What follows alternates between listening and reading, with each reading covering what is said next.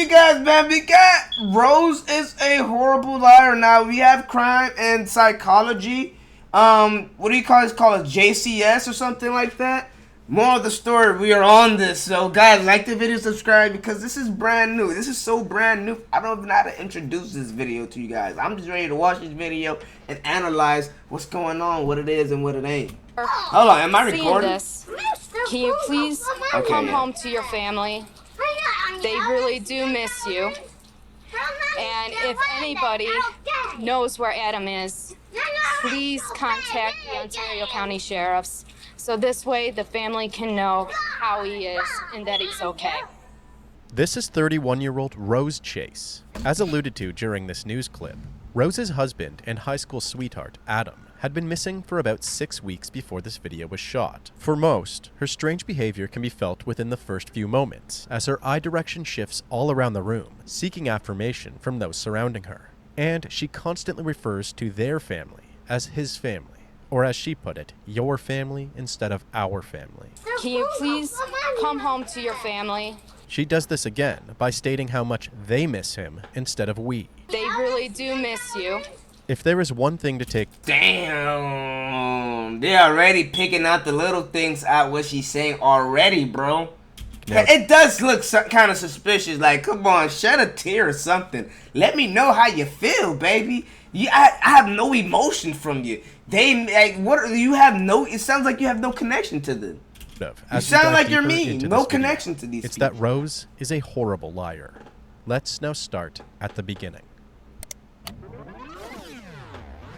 On June 14th, 2012, in a home located at 2215 Mott Road in Ontario County, New York, a 31-year-old man named Adam Chase and his wife Rose both stayed home from work as they needed time to work on their marriage following a very serious disagreement. During that evening, Adam stopped replying to texts and phone calls from his friends and family. His lack of response continues into the following day, and his mother becomes increasingly concerned. Adam's mother then calls Rose and asks if she knows where Adam is. Rose replies that she and Adam had gotten into an argument, which started to get physical. Adam had accused her of cheating on him, and then stormed out of the house on foot. He didn't take his phone, wallet, or vehicle with him, and said to Rose on his way out, Adam was an emotional dude, my gosh. Damn.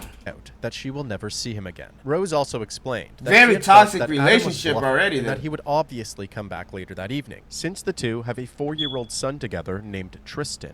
Adam's mom, Sylvia, found this narrative quite strange and immediately called the police to report Adam missing. She tells the police that in the week before Adam went missing, she was sent a picture of Rose cheating on Adam with another man. She confronted Rose about this picture, and Rose denied having the affair, stating that the man in the picture was just a friend, a gay friend. When Rose wouldn't own up to it, Sylvia then sent the picture to her son Adam just 2 days before he went missing, on June 12th. The day after... What is that picture supposed to mean, though? Filing the report, Adam, friend, a gay friend. When Rose wouldn't own up to it, Sylvia then sent the picture to her son Adam just 2 days before he went missing, on June 12th. The day after filing the report... That was wrong, though, to send that picture, man. That was just cold-blooded. I understand what you're trying to say, but sometimes it's just good to stay out your business. Stay in your lane, you know? Report on June 16th, 2012. 2 investigators followed up by visiting the home of Adam and Rose. Rose answered the door, and the 2 officers briefly interviewed her regarding the argument and Adam's potential whereabouts. Rose tells these officers the same story that she told to Adam's mom, but this time with slightly more information. She now says that Adam had approached her regarding the picture that he was given of Rose cheating with this other man named Mark, as the 2 sat on a bench at a nearby park. Rose confirmed that she was in fact having an affair, and that it was Adam's fault, as all he would ever do was play video games and watch TV, neglecting their relationship and not giving her enough attention. During this argument... What?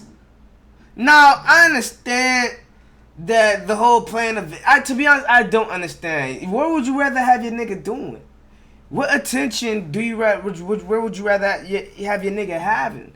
You see, girls complain, oh, I want my dude to, you know, give me all the attention in the world. If you want to put his attention on the video game, it's better than him putting his attention on to another female. It's better than him putting attention on to just going out and doing other things. He could be doing better productive things with his time than just playing games, I will say. You know, hang out with your girl a little bit more. Yeah, you could talk about that. But that's why you'll cheat on your man? More of the story, I could say this, I could say that. You cheated on your man because he's lazy as hell. Argument. Just Adam break brought up up with his the concern regarding whether or not their son was biologically his. Rose then told Adam that she was confident that it was not his son. So Adam became enraged, punched a hole in the wall, and stormed out. She repeated that Adam left on foot, he did not bring any belongings with him, and that he said that she would never see him again. Although quite suspicious, investigators chalked this up as no marriage is perfect, and continued on their way. They returned to the house 2 days later, on June 18th. This time, they brought a cadaver dog with them. They asked Rose if they can search the premises, and Rose reluctantly agreed. They walked through the main floor and the upstairs bedrooms, taking note of how messy and unorganized the home appeared to be. There was a different smell emanating from each room, but the worst smell of all came from the basement. The cadaver dog also seemed to signal that it believed something was downstairs. As they enter the basement, Rose explains that the putrid smell was coming from dead rats that constantly break in, eat rat poison, and die throughout the basement. She also stated that there were several bags of rotting garbage stacked up down there that were definitely contributing to the smell. The officers walk through the basement and do in fact see a massive pile of garbage, as well as several different dead and decomposing rodents. They do not spend long, but they are inclined to believe that Rose's claims regarding the smell are accurate. They then leave and thank Rose for her cooperation. The next day, on June 19, 2012, Adam's mother and father both received the same identical text message from Adam. Chase's sisters say there were 2 texts on June 19th, one to each of their parents. It said, staying with a friend in Canandaigua, need time to think. After receiving these messages, Sylvia immediately places a call to Adam's phone, which is quickly forwarded to voicemail. They both felt that this message was strange and not sent by Adam. Investigators quickly determined that these messages were sent from the city of Canandaigua, but when police responded to the area where the messages came from, Adam was nowhere in sight. Over the following 5 months, Wow, that's ridiculous, bro. search efforts ramped up, and Adam's family continued to contact news stations with the hopes of locating their missing son. Ontario County Sheriff's deputies are asking for your help tonight, finding a missing man. They say 31-year-old Adam Chase went missing on June 14th. Adam, if you can hear this, you have a place to come home to. Call me, email me, whichever. Just come home. Wow. That's it. It's sad to see, man. The families are hurting, man. It's like, that's not the only person hurting behind this. Rose would attend these news interviews and this press lady right conferences here, man, you can tell she did it without even knowing she did it, bro. with the rest Like, of the you family. can tell. However, she always appeared uninterested or just plain over it. It was also And that's why I'm saying you can tell, like, girl, put some emotion on you. Like, I'm gonna just think from her point of view. If I just shanked this dude, I shot him, however I killed this dude. I might have hit him with a shovel in the back of his head. However I killed this dude, fine, he's a dead man. But I mean, damn, act like you care.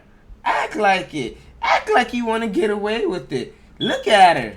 around the time of this particular press conference that Rose stated that the man that she was seen kissing in the photograph was now her new full-time boyfriend. He had even moved into the house where Rose and Adam had lived. This did not go unnoticed, and Adam's family became even more determined to link his disappearance to Rose, as they all felt that she had become distant and was not putting any energy into helping locate him. So in November of 2012, they went on to hire a family friend and private investigator named Rodney G. Miller to help with the case. Rodney's first course of action was to speak directly with Rose. So in mid-November, he visits Rose at home and introduces himself. He asks if she has any information that could possibly help him, and she seems withdrawn while replying that she told investigators everything that she knows. Rodney then asks if he can walk through the house. Rose agrees, and Rodney walks through the entire home, also noticing how filthy it really was. In the basement, he also notices the distinct odor of decomposition.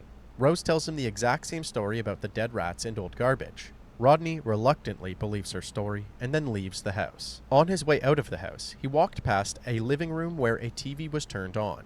He sees that Rose's boyfriend was relaxing on the couch and watching TV, seemingly very comfortable. Rodney then warns Rose that if Adam were to ever return home to that man living in his house, he won't be very happy, and it could even lead to violence between the two men. Rose then replies that she was done with Adam. She did not want him back even if he did come home. She was sick of him. Rodney found this response quite strange. Yeah, hold on. After he's missing, he's a missing man right now. He is reported missing. He left the house storming, mad, angry, upset. You don't know what's going on with this guy. He could be hurt. He could be anything right now.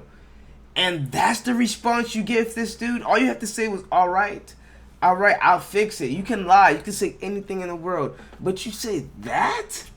But The most demonic shit ever. Continued on his way out of the house. As he returned to his car, he felt certain that Rose was far more involved in Adam's disappearance than she has been saying she is. He contacts Adam's parents and tells them that he's fairly confident that this should not be a missing persons case. Instead, that he believes that a homicide has taken place. Over the following weeks, Rodney hatches a plan. He was determined to corner Rose into admitting that more had happened to Adam than she was. Hell yeah, he's gonna want to follow up a plan. After saying that, hell yeah, you just gave him the biggest clue in the world. Like, hold on, like, this could be a good ass story.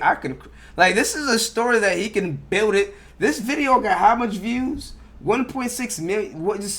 Now 1.6 million people know who this dude is just for him helping solving this case. On. So but I'm not gonna keep pausing. Rose's usual babysitter named Sandy and asks her to help him out. She agrees, and they discuss the plan. Shortly after speaking with Rodney, Sandy was then contacted by Rose on December 12th, and Rose had asked if Sandy could take her son Tristan for the night. Sandy says no problem, and so Rose drops off her son for the night. She returns the next morning on December 13th to pick him up. When she arrives, Sandy tells her that she had heard that the police had made a breakthrough in Adam's case and were planning to make an arrest sometime over the next 48 hours. Apparently, Rose immediately started to shake and her skin turned extremely pale. She then said that she needed to go. As soon as... Oh my gosh, I need to hear that one more time. Arrives, Sandy tells her that she had heard that the police had made a breakthrough in Adam's case and were planning to make an arrest sometime over the next 48 hours. Apparently, Rose immediately started to shake and her skin turned extremely pale. She then said that she needed to go. As soon as Rose drove off, Sandy called Rodney and told him, "This is the time, go now." So Rodney drove straight to Rose's home and approached her as she was entering the house. He informed her that he had built a strong enough case against her that he believes that she will be charged with murder over the next 48 hours. He says that he may be able to help her as long as she tells him where she buried Adam's body. He also stated that he knows that she had the body in the house based on the way it smelt when he walked through it. Rose replied, "I didn't bury it. I burned it." She then explained that Adam's body had been in her basement for several weeks and had heavily decomposed. She then loaded him into the car piece by piece and drove his remains to her mother's property on Haggerty Road in Potter, Yates County. She had actually transported these remains with their 4-year-old son in the vehicle. Rodney Miller then immediately contacted the police and informed them of this breakthrough. The police rushed to the Haggerty Road property and located several bones scattered throughout the burn pit. Rose was quickly apprehended and transported back to the Ontario County Police Station, where she took part in an interview. The first thing that investigators wanted to know is where Adam's body was when they walked through the home with the cadaver dog. So when we were in there the night that we came over, me and Investigator Durgan, Yes. where in the basement was he? The part that I told you the light wouldn't work. Mm-hmm. I had skids along the wall, Mm-hmm. and he was underneath all this stuff. Oh my gosh, this girl needs to go to hell. Forget going to jail. She needs to go to hell. I'm sorry, you can't repent for these sins. Oh no, you cannot repent. Instead of burying his body, you burned it too. Oh my gosh, disgust, fucking sting. You are, oh. In that corner. Okay. All right. How'd you get in there? Hit him under the corner with all under a pie. Oh. I dragged him. By yourself? Mm-hmm. He's a pretty big guy. And, you know, when somebody can't move, it's hard to move them. It was very difficult. Okay. I will admit it was difficult. They then ask Rose to explain what actually happened to Adam that caused his death. The day that he called into work, is that when this happened? Yes. Okay. Well, what happened? Him and I called into work so this way we could work things out. Okay. He went back to sleep after he called up his boss. Okay. I tried waking him up. It took me a while, but he finally got up. He went upstairs to grab a smoke, then he started to go on the computer, and I go, I thought we were going to talk about this. Started arguing again about the fact that Mark kissed me. Hell yeah. I mean, you're talking... Another dude just kissed you and you want to talk about it. He's not ready to talk about it. I go, yes, it was only a kiss. Oh my gosh. And he goes, well, you told me last night that we're going to get a DNA test done on Tristan. I told him then, no need, Tristan's not yours. He got furious, punched the wall. Okay, and that was the hole that we saw, right? I went to grab him. He did push me away. I went to grab him again, and I don't know how, if he tried to push me away again or if I tried to grabbed him wrong, but his foot caught the stairs and he tumbled down the stairs. Bullshit. I remember it was a sunny day and the light was coming in from the window right there. So I grabbed him. He went to push me away again. That's when his right foot caught the edge of the stairs and he just tumbled. The biggest problem with Rose's story is that if it really was an accident, all she would have needed to do is call 911 to report the fall, which would have gotten Adam immediate medical attention. Since the remains were already destroyed, there was not enough evidence to determine whether or not Rose's story was even credible. That being said, this statement from Rose is what investigators had to work with in order to gain a conviction against her, be it truthful or not. So they ask her directly why she didn't call the police. I guess what I'm having trouble with is if this was him falling down the stairs, why do we go through all this? I mean, what do we go through all this for?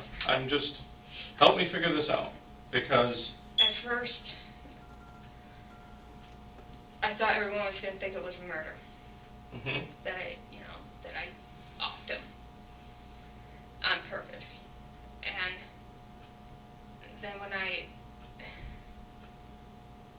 after I hid the body, and the dogs came in, I thought I got pretty lucky. I was going to turn myself in several times. But the thing that kept shying me away from turning myself in was how his family acted.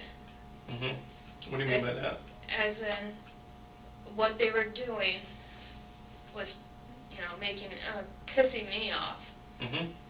How about they were, saying that I did all this stuff without physical evidence, and it really pissed me off, and I mean, you did it! I mean, huh? You did it! So this drags on mostly because of their treatment of you after this happens? correct. Is that, okay, all right. Not only is Rose a horrible liar, but she is also deluded while exhibiting symptoms of obsessive-compulsive disorder and narcissistic personality disorder. Instead of trying to save her high school sweetheart's life, she became convinced that everyone around her would immediately believe that she was a murderer. So she took every step that she could think of to remain in control of their perception, while having no regard for human life. When Adam's family saw through her lies and began to believe that Rose did in fact murder their son, she acted resentfully and took whatever steps she felt could negate their beliefs. During all of this, one thing that investigators could confirm was that Rose did in fact go to extremes in order to dispose of her husband's body. When you were taking him out of the house, did you cut him up or anything? Did you need any tools or anything? Or No. because if you did, where would those be? He just fell apart. Okay. Nah. He just fell apart like some oxtail. Like, you know, you just have an oxtail, all the meat just fall off the bone. That's what happened. He just fell apart. All right. How long had he been there? He'd been there about 6 to 8 weeks. Wow. Following this interview, Rose was charged with second-degree murder, tampering with evidence, and endangering... She can get home. She can go home with parole. I mean, that's what I believe second-degree murder is. She has a long time, but throughout her court proceedings, she stuck to her claims that Adam's death had happened as the result of an accident, and that Adam had died when he fell down the first set of stairs. Although she admitted to pushing him down the second set of stairs into the basement, She stated that she was confident he had already died from the first accidental fall before she did so. Rose claims that she then covered his body up with a blue kiddie pool and then stacked lumber and several bags of garbage on top of it. Adam's body was still in this position during the initial search, while investigators were accompanied by the cadaver dog. Rose's trial began in October of 2013. During the prosecution's opening There was so much trash in that house, you couldn't even search that house. Ontario County That's how District dirty it Attorney was. R. Michael Tantillo told the jurors that as they hear the evidence and view the video of Rose's interrogation, it will become crystal clear that this was no accident. Instead, it was a crime of passion in which Rose chose not to call for medical assistance. Then she took the steps to cover up his death and dispose of his body. During the defense's opening statement, Public Defender Leanne Labb urged the jurors to keep an open mind and not jump to any conclusions, proclaiming that what happened to Adam was an accident and Rose made a mistake by believing she could not call for help. She said, "There's a big picture. It's not just about Adam Chase. It's about a marriage. It's about a family. And yes, it's about Rose Chase, whatever that means." The trial lasted 2 weeks. However, the jury only needed 4 hours of deliberation before reaching a verdict. The jury actually deliberated a total of only just about 4 hours, or a little bit more than 4 hours. So that suggests to us that they felt the case was pretty strong and probably moved toward a verdict, the verdict that they returned pretty quickly. Oh yeah, that was Without strong. Rodney, we wouldn't be here today. Why do you think that? Because he's the one who found him. He never gave up. I'm happy she was convicted. We worried when some of the And I'm telling you, dog, what I told you. Not his name. He loves that. He's gonna talk about that story forever. You know, in his family tree, he's gonna be known for that story. testimony was replayed, it always puts that lump in your throat that you wonder what they want to look at or what they want to consider. But in my heart, I knew God was going to take care of me. He helped me find him. I knew he'd take care of us. The jury did a good job. And Mike Tantillo, for what he was given, you couldn't ask for a better DA as far as I'm concerned. Obviously, the work of Rodney Miller was fantastic, and I think Sylvia's right. This case may not have been solved without his doggedness. A lot of that is also due to the Chase family, because they are the people that kept the pressure up on Rose Chase, and I think set up her state of mind when she actually gave this all up in December. And I don't think that would have happened without the Chase family keeping the pressure on the way that they did. After the verdict was read, Rose was given a chance to speak. She said, "I could stand here and tell you a heartfelt apology for what happened, but my friends know what's in my heart and that I'm not a bad person." Rose Chase was sentenced to 24 years to life and an additional 1.5 years for endangering a child. The child endangerment conviction was overturned in February of 2018, claiming that it was not based on legally sufficient evidence. Rose Chase, the Ontario County woman convicted of killing, dismembering, and burning her husband's body in 2012, had a misdemeanor conviction reversed last week. Court documents say Chase was not guilty of endangering the welfare of a child. That charge had stemmed from her then 4-year-old child riding in the car with her as she transported remains of her late husband from Ontario County to Yates County. Her convictions of second-degree murder and tampering with evidence both stand, and she's currently serving a sentence of 24 years to life. Rose Chase is currently an inmate at the Bedford Hills Correctional Facility, a maximum security prison for women in Westchester County. Damn, girl. That girl right there, boy. I want the public to know it just wasn't me. I mean, Jessica, Sylvia, Becky, neighbors, friends, anybody that had something. How did you get her to confess? Through Sandy Armisen in the game. Been a long time coming, yes. Very difficult to get through. But Mr. Tantillo and Mrs. Hines, they did an awesome job. Awesome. Call it mother's intuition, but I knew something was definitely wrong. My son always called me when something was up. Always. Either me or his dad. My son could rest. And the family could at least have some type of peace. I'll tell you that. The family could have some type of peace, man. All in all, guys, man, like the video, subscribe. I don't gotta tell you too, you already should know too. 10 likes, 15 likes, 20 likes, whatever. Let's get the like go up there. But Rose is a horrible liar. That is true. The title is absolutely true. Rose did a horrible job. She could have gotten away with this case. But the way she moved, it's absolutely bad. all in all, guys, it's your boy Fetti Shreddy, and I'm out.